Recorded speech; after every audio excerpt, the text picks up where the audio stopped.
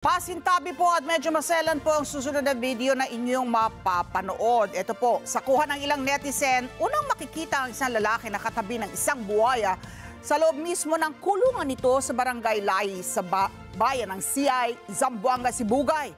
Habang ang mga tao sa paligid ay nagsisigawan para paalisin ang lalaki. Pero ilang minuto pa ay biglang inatake na ng buwaya ang lalaki kung saan makikitang kinagat ang isang hita nito.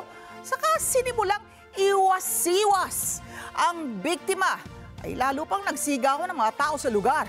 Sa bawat kilos ng buwaya na tila unti-unting binabalian ng buto ang lalaki na pilit na kumakawala. Tumagal pa ng halos isang oras bago po nailigtas ng hindi rin na nagpakilalang caretaker ng buwayang si Lalay.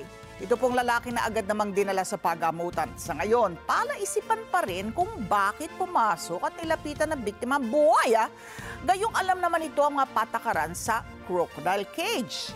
Inaalam pa rin ng mga otoridad kung sino ang maaaring managot sa naturang insidente.